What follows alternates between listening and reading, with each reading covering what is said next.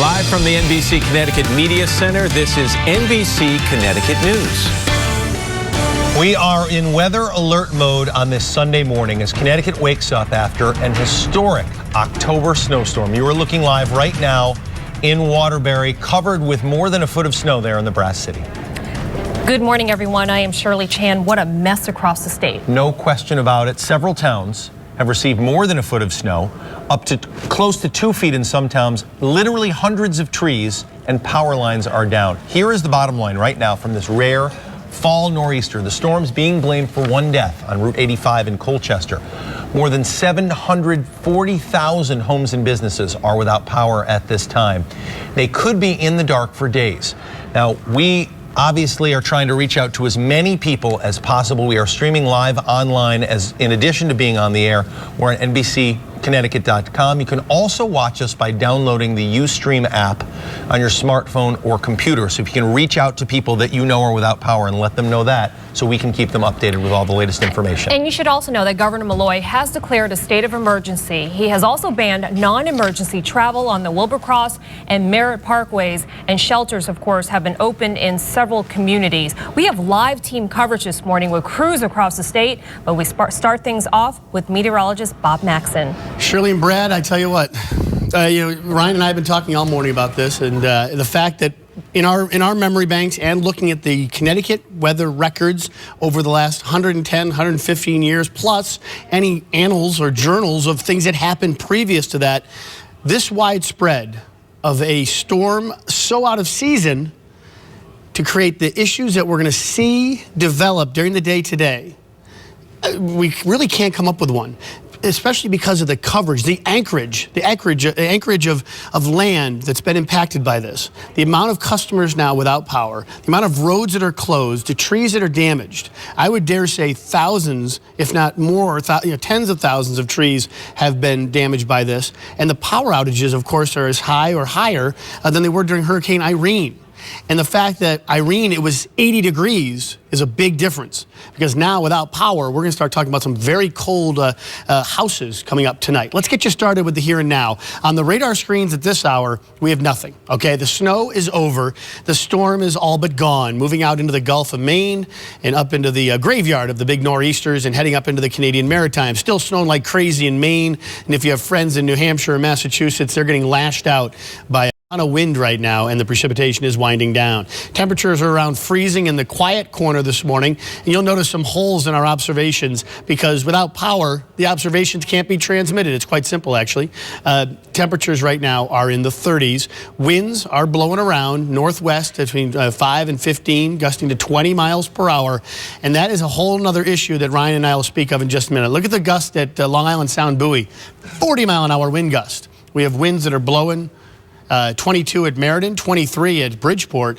And here's how you plan out your day to day as you get out there with the chainsaw, and temperatures will be in the 30s and 40s with lots of sunshine, but the breeze will also still be blowing around northwest at 10 to 20 miles per hour with a few gusts to 25. So a fair day today. Now, you look at that forecast, you say, great, okay? Ryan, my call out on this right now is we have to help thy neighbor. I know that sounds, it's Sunday morning. I'm not gonna, Perfect. We'll start preaching. But they're coming into work. I've never seen anything like this. Every road, literally every tree that had any semblance of leaves on it are completely compromised, if not broken. I mean, we are looking at some roads in northern Connecticut, the northern half of the state, that have multiple trees on them. So before you even think about getting your street plowed, CLMP has to get down there to make sure that the lines aren't live. Then the public works crew has to come in to cut up the trees. We are talking about probably the highest societal impact snowstorm since the blizzard of '78, at least. Highest societal impact. Think about that. Once you look at some numbers here, some totals here as you wake up. These are from Ryan's computer. Yeah, this is incredible. Actually, we can switch over to Max 1. It's not technically Ryan's computer. I'll take it, though. It's an expensive computer. All right, 17.5 inches in Winchester, 16 in New Hartford, 15.5 in Ridgefield, 14 in Wolcott, 14 in New Milford. So obviously these are some very, very impressive snowfall numbers.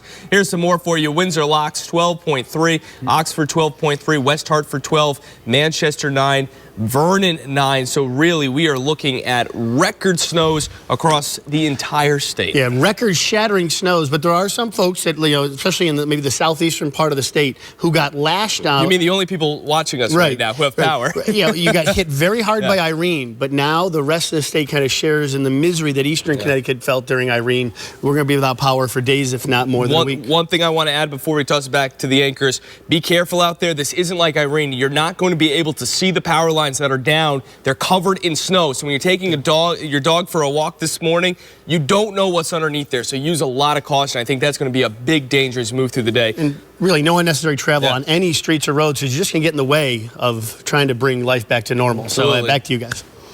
All right, Bob and Ryan, thank you so much. And obviously, power outage is such a problem across the state this morning. Joining us now from Skype is CLNP spokesman Mitch Gross. He's via Skype. Mitch, good morning. Sure. Good morning, Shirley. Good morning, Brad. Now, Mitch, how does this compare to Irene? Where shall we begin? I guess with numbers. Numbers are certainly much higher than Irene. Right now has the potential to go even higher. You know, you have a tropical storm versus a snowstorm. Again, trees are the major issue. Trees all over the place. They are down everywhere, and they will provide many challenges for our crews. Obviously, as the guys were saying, we've got to get those roads unblocked so we can get out there and take care of things. So a lot of work to be done over the next few days. Mitch, if you could talk about the challenges. Obviously, you've dealt with many snowstorms there at CLNP. Talk about the slightly different challenges. Contrast doing this, restoring power in a snow event versus a wind event or a tropical storm event in the summertime. Well, I guess the guys would prefer the warm temperatures over the cold to begin with. But then again, it's pretty much the basics for whatever the situation. You got to get the roads open. You've got to make safe the areas. You've got to take care of the down wires. You know, you wear the same protective gear no matter what. It's pretty much standard operating procedure when it comes to storm restoration, Brad. And Mitch, looking at your CLNP outage map this morning, it is just incredible, the wide area that's affected. It is amazing. As you look, basically the northern third of the state is basically, it looks like without power, most of the towns right now. It basically has followed the track of the storm. You look in the lower, down in the Mystic, Stonington, Groton area, they had basically rain. And of course, the outages reflect the level of damage. All right, Mitch Gross from Connecticut Light and Power via Skype technology. We'll talk to you in a little bit. I know you're going to be busy throughout the day and for the next several days, so we'll check with you in a bit. See you then. All right, and to report an outage to CLNP, you can call the number on your screen, 1-800-286-2000. Now, the governor will hold a briefing with officials from all the utility companies at 8:30 this morning. We will, of course, bring that live to you when it happens. And let's check in now with NBC Connecticut's Monica Buchanan. She's live in Hartford with the conditions there. Monica, good morning. Good morning, Shirley. Yeah, we're on Park Terrace in Hartford right now. And when you take a look at the mess that is behind me, it's hard to believe that there's still power to a few of those street lights over there. You know, this is what much of the state looks like this morning. Tree limbs and branches snapped off one after another, many into power lines. We are keeping our distance for safety, but Natter, if you can pan over this way, I want to show you this one branch right here. It's dangling right in the middle of a power line. The weight of that branch is pulling the power line down. In fact, it looks like this all around where we're at right now in Park Terrace. What makes the situation even more scary is that several of these lines are already completely buried by snow. So it's really tough to tell if you're driving over a live wire. And I got to tell you guys, several cars have already come through here this morning. In fact, we've got a couple coming this way right now. They try to make their way through Park Terrace here. It's an absolutely terrifying situation to see these guys drive over potential power lines. Clearly, there's still some power here. Again, those street lights are on. You know, not a good idea. Best bet is to probably turn around. And a few folks have heeded that advice. They've seen us out here and they have gone ahead and backed up and turned around. It looks like this guy might be doing the same thing, in fact, which is a very good good idea this morning. Now, we're told there is a very long list of DOT road closures because of downed trees and lines. You just heard Mitch Gross say, obviously, that's going to be a big challenge for the power crews as they get out on the roads this morning and try to restore power. All along, the meteorologists have said the trees would be an issue. When you see how many tree limbs are down, it's not hard to understand why. Now, as Shirley just mentioned, the governor is expected to brief the media on the power situation and what will be done today during a news conference that's set to begin at 8:30 this morning. We will be there and we'll bring that to you live. For now, we're reporting live in Hartford. Monica Buchanan, NBC Connecticut News. All right, Monica, thank you. Now, the storm has caused some big problems at Bradley Airport as well. We're told passengers on several flights were stuck on the tarmac for hours without food and without water. NBC Connecticut's Amy Parmenter continues our team coverage now. She's in Windsor Locks, Amy, on the phone. And just getting from where you live to where you are now has been a huge, huge undertaking, right? Yeah, it's been quite an adventure this morning, and I don't use that word to describe something that's been fun for me at all.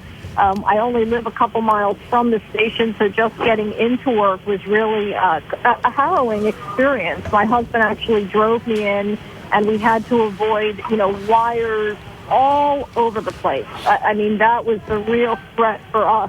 There were wires across most of the roads that we traveled down, and we literally had to drive almost off the road at certain times just to avoid the wires that were hanging in the roadways.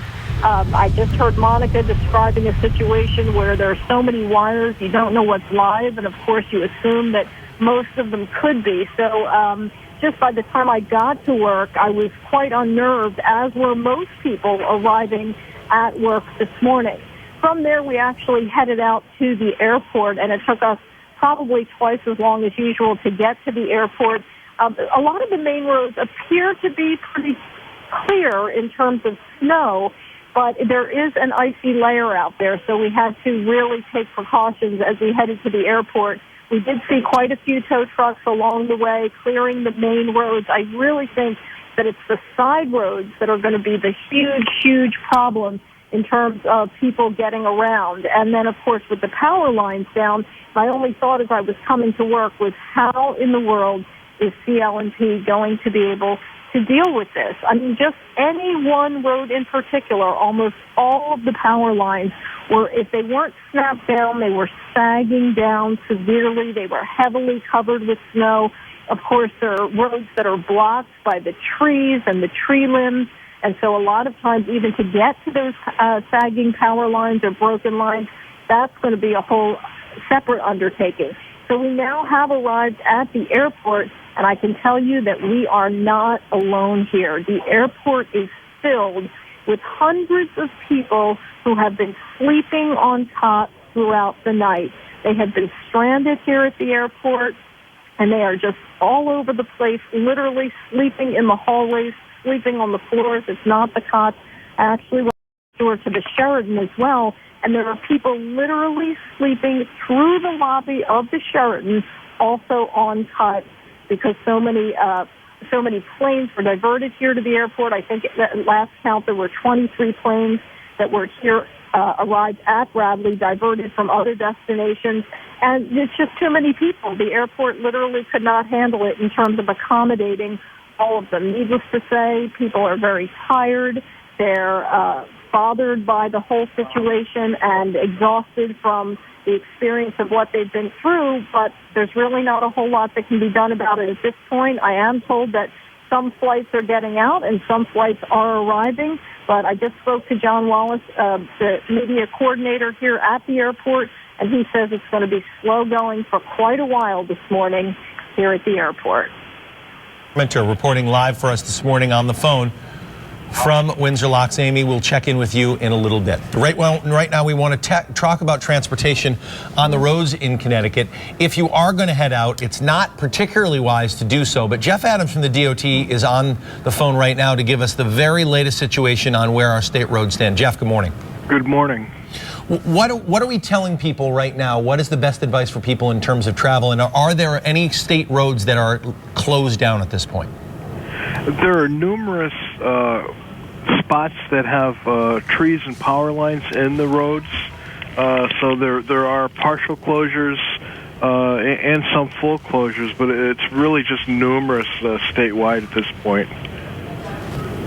The major highways are open and flowing, but it's the secondaries, and of course they've got all the trees in those areas, and there's a lot of problems out there at this time. What's the situation with the Merritt and the Wilbur Cross at this point, Jeff? At this point, there's still a restriction on traveling through there, and because of the trees coming through, and I'm not sure when that restriction is going to be lifted. Okay, so people, I guess the message is both from the governor's office and from the DOT is take extra caution and don't just assume the road is open. Wait for the word that, for instance, the Merritt and Wilbur Cross that are both tree lined are truly open before you venture out on there. And obviously the local roads, some of which are state highways, some of which are just local roads. I mean, there's trees and power lines everywhere. So generally, for your crews to get their jobs done, it's better for people to stay off the roads completely, correct? Yeah, at this point, people are going to find that they're going to get stuck taking one route and having to reroute because they're going to run into a blockage. We've run into that situation over the night ourselves, and now as the storm is starting to exit the state, and we can get working with CLMP and get the power lines and the trees cleared out of there. But it's going to take a little while. All right, Jeff Adams from the Department of Transportation, thanks so much. I'm sure we'll talk to you again before the morning's up. Thank you. All right, and our coverage of this freak snowstorm continues after this break. You can also get updates on NBCConnecticut.com. Be right back. Take a live look right now outside in West Hartford. Snow is piled up a foot or more in West Hartford, 1.5 feet in some towns in Northwest Connecticut. We're back with a team of meteorologists right after this.